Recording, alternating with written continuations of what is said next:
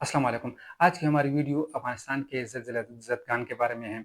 अभी तक जो टोटल शुहदा हैं वो 1457 हैं और इसमें जो ज़ख्मी है वो 3394 हैं। अभी तक जो मकानात मुनहदम हुए हैं इस सिलसिले में तालिबान की हुकूमत के मुताबिक ये 6700 मकानात हैं जो कि अभी तक मुनहदम या मुकम्मल तौर पर तबाह हो चुके हैं।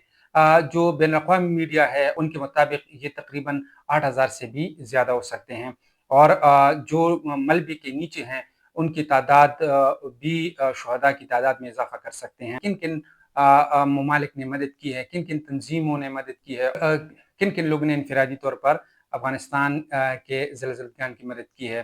तो सबसे पहले हम पाकिस्तान का ज़िक्र करते हैं। पाकिस्तान में जावेद अफ़रीदी साहब जो हैं पेशावर ज़ल्मी का ओनर है, उसने 10 मिलियन रुपयों का ऐलान किया है।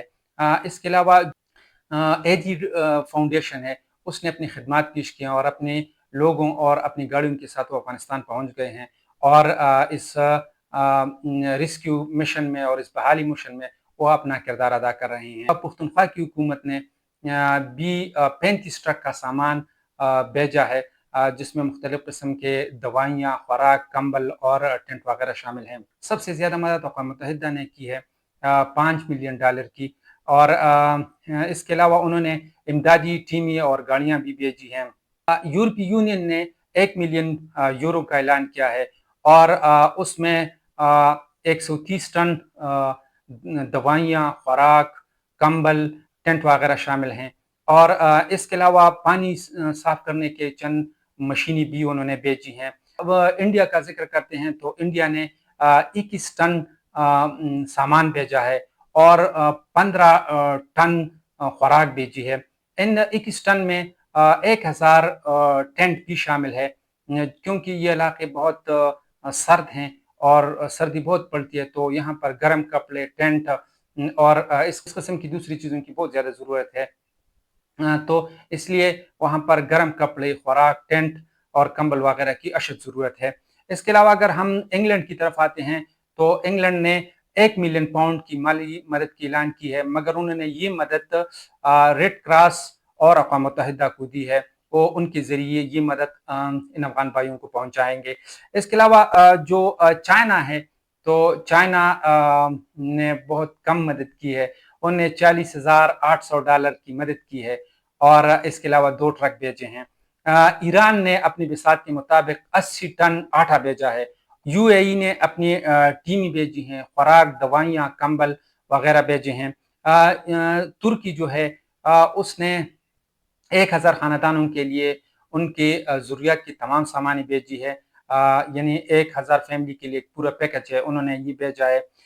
अरब ममालिक जो कि बहुत अमीर है, सऊदी अरब, कतर, मिस्र, बहरीन वगैरह, ओमान, उन्होंने अभी तक कोई इमदाद नहीं भेजी है, जो कि निहायत ताज्जुब की बात है कि उन्होंने अभी तक ये मदद क्यों नहीं की है। स्विट्ज़रलैंड ने भी मदद भेजी है और वो भी सामान की शक्ल में, खुराक और दवाइयों की शक्ल में है।